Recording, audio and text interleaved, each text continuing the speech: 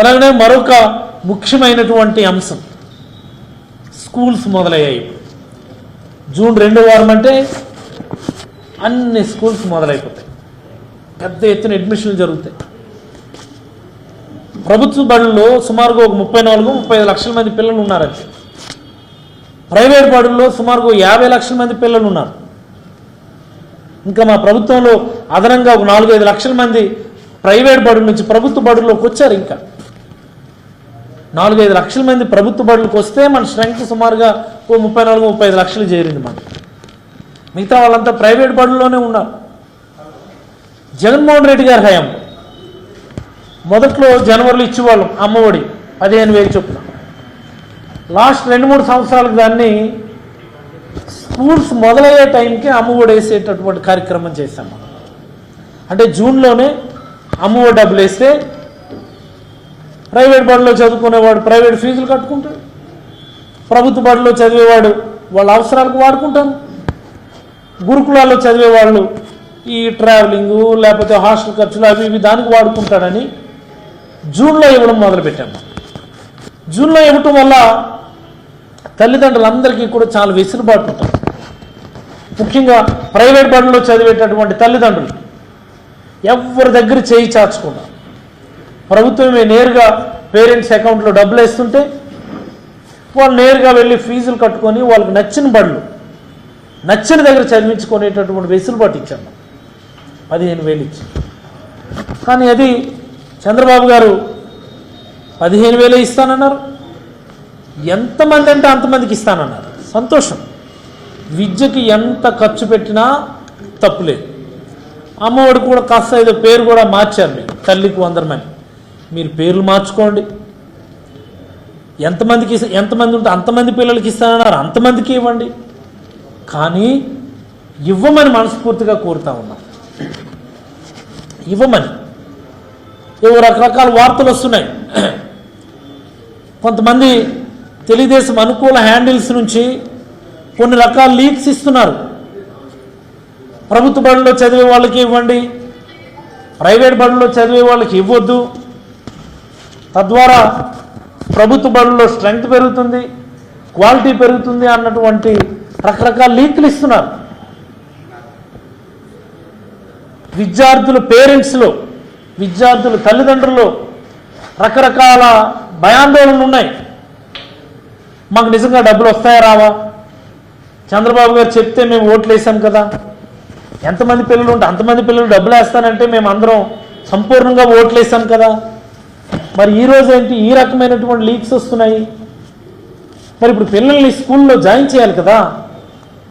పిల్లల్ని స్కూల్లో జాయిన్ చేయాలి అంటే ఫీజులు కట్టాలి. మళ్ళీ ఫీజులు కట్టాలంటే 5 సంవత్సరాల ముందున్న పద్ధతిలోకి వెళ్ళిపోతూ ఉన్నారు ఈరోజు పేరెంట్స్.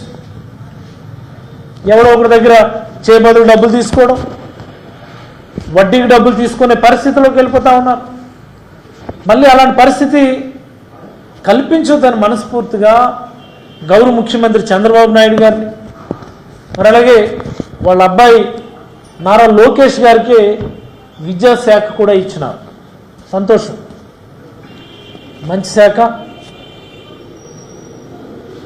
నారా లోకేష్ గారికే ఇచ్చినారు. లోకేష్ గారు మీరు దృష్టి పెట్టండి దీని మీద. ఒక సాధారణ తల్లిదండ్రులు పిల్లల్ని చదివించుకోవటానికే ఎక్కువ మొత్తంలో అప్పులు చేయాల్సినటువంటి పరిస్థితులు ఉండేవి కదా. ఒకటి ఆరోగ్యానికి, 2 పిల్లల చదువులకి అప్పులైపోయే పరిస్థితుల నుంచి పేరెంట్స్ అందరినీ కూడా జగన్మోహన్ రెడ్డి గారి సర్కార్ బయటకు తీసుకొచ్చింది. పిల్లల చదువుల కోసం ఎక్కడ మనం అప్పు చేయనక్కర్లేదు, ఆరోగ్యం కోసం ఎక్కడ రూపాయి అప్పు చేయనక్కర్లేదు అన్న పరిస్థితిని తీసుకొచ్చాము. మళ్ళీ ఈరోజు ఈ అమ్మఒడి లేదా అమ్మకు 100 అన్నటువంటి కార్యక్రమం మీరు ఎప్పుడు మొదలు పెడతారో, ఏ రూపంలో ఇస్తారో, ఎంతమందికి ఇస్తారో, ఎవరెవరికి ఇస్తారో అన్నటువంటిది తెలియక తల్లిదండ్రులు ఆందోళన చెందుతూ ఉన్నారు.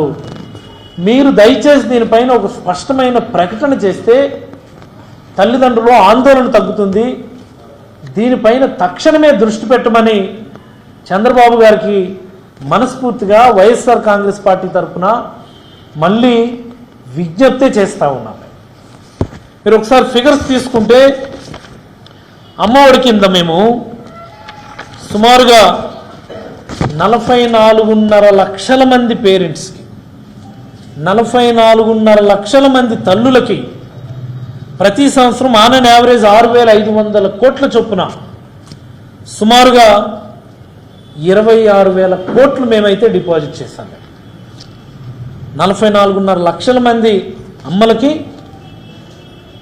26,000 కోట్లు మా వరకు మేమైతే డిపాజిట్ చేశాం, తల్లిదండ్రులందరికీ కూడా.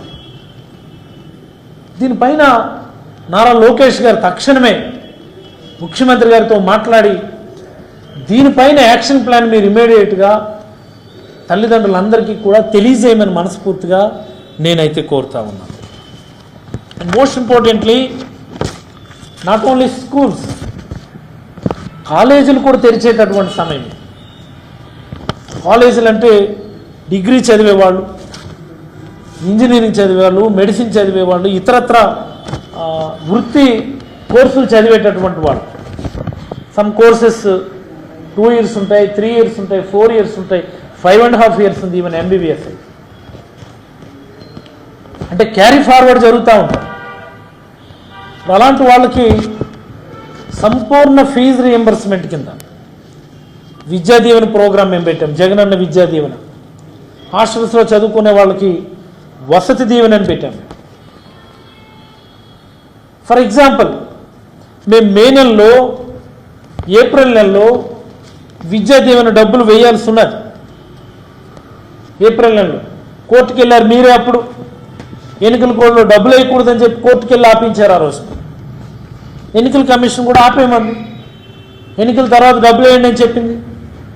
మరి ఆ ఈఎంఐ, ఏప్రిల్ నెలలో వేయాల్సినటువంటి ఈఎంఐ విద్యార్థుల ఖాతాలో జమ అవ్వక కాలేజీలు తర్వాత సంవత్సరం అడ్మిషన్ని వాళ్ళు ఇబ్బంది పెడతా ఉన్నారు.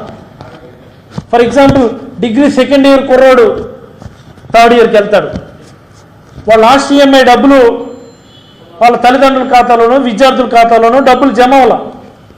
వాడు ఆ డబ్బులు కట్టకపోవడం వల్ల థర్డ్ ఇయర్ అడ్మిషన్ తీసుకోవడానికి ఇబ్బంది పెడతా ఉన్నారు. ముఖ్యంగా ఇంజనీరింగ్ కాలేజీలు ఇది ఇంకెక్కువ ఉంది. ఇది అన్లెస్ అదర్వైజ్ మీరు ఆ ఫీజు క్లియర్ చేస్తే తప్ప నెక్స్ట్ ఇయర్ అడ్మిషన్ ఇవ్వమని చెప్పి ఇబ్బంది పెడతా ఉన్నాం. హాస్టల్ ఫీజులు కూడా పెండింగ్ ఉన్నాయి, వసతి దీవెన డబ్బులు కూడా పడలా. వసతి దీవెన డబ్బులు లాస్ట్ ఈఎంఐ పడలా, ఫిబ్రవరి మార్చిలో పడాల్సినటువంటి డబ్బులు ఎన్నికలు కోడ్ అని చెప్పి వేయనివ్వలేదు.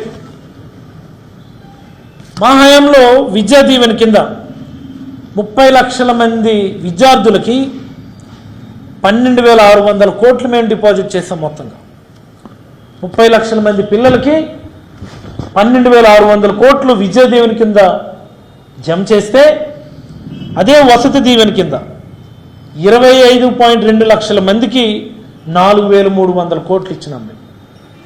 Both Vidya Deevena and Vasathi Deevena combine together. దీనిపైన దృష్టి పెట్టాల్సినటువంటి అవసరం ఉంది. ఇవి గ్రాడ్యుయేషన్, ప్రొఫెషనల్స్ కోర్స్ చదివేటటువంటి పిల్లలకి చాలా ముఖ్యమైనటువంటి హైయర్ ఎడ్యుకేషన్ సంబంధించి. Last EMI of Vidya Deevena pending ఉంది, last EMI of Vasathi Deevena because of elections డబ్బులు వేయనివ్వలేదు. వసతి దీవెన డబ్బులు పడకపోతే ఆ పిల్లోడు హాస్టల్లో జాయిన్ అవ్వాలి అంటే హాస్టల్ బిల్లు కట్టకపోతే వాళ్ళు తీసుకోరు హాస్టల్. చాలా ప్రాబ్లం అవుతుంది. పేరెంట్స్ అందరూ కూడా చాలా అప్రహెన్షన్తో ఉన్నారు. వాళ్ళు ఆ ఈఎంఐ డబ్బులు వస్తాయా రావా మాకని. మా వరకు మేము డబ్బులు రెడీ చేసాం. గవర్నమెంట్, జగన్మోహన్ రెడ్డి గారు గవర్నమెంట్ ఎన్నికల కోడ్ వాళ్ళు వేయనివ్వలేదు. మరి ఇప్పటికన్నా వేయాలి కదా, డిపాజిట్ చేయాలి కదా, దానిపైన సమ్ కైండ్ ఆఫ్ స్టేట్మెంట్ ఇవ్వాలి కదా విద్యాశాఖ మంత్రి గారు. కనీసం దానిపైన మీరు రివ్యూస్లో కూడా మీరు రివ్యూస్ చేస్తున్నారు, విద్యాశాఖ రివ్యూస్ చేయడం చాలా సంతోషం. మీరు కొన్ని రకాల మార్పులు చేర్పులు చేయటానికని వివిధ ఆర్గనైజేషన్తో మీరు మాట్లాడుతున్నారు. ఎస్, మీ మార్క్ ఏదో మీరు చేసుకోండి. బట్ దీనిపైన ఈ ఎవ్రీడే రివ్యూస్లో దీనిపైన కూడా రివ్యూ చేశారు, దీనిపైన కూడా త్వరలో ఏదో ఒక స్టేట్మెంట్ వస్తుంది అన్నటువంటి ఒక మెసేజ్ పేరెంట్స్కి వెళ్ళకపోతే కాలేజీలు ఇబ్బంది పెడతాయి కదా పేరెంట్స్కి. పేరెంట్స్ అందరూ యాజ్ ఇట్ ఈజ్గా ఈ పథకాలన్నీ కూడా మీరు కొనసాగిస్తాము అని మీరు చెప్తేనే కదా మీకు ఇంత పెద్ద మ్యాండేట్ వచ్చింది. ఇది ఆలోచించకపోతే ఎలాగా? దయచేసి దీనిపైన ఒక ప్రకటనని విద్యాశాఖ మంత్రి ద్వారా రావాలని ఈ ప్రభుత్వానికి వైఎస్ఆర్ కాంగ్రెస్ పార్టీ మనస్ఫూర్తిగా విజ్ఞప్తి చేస్తాము. Please mark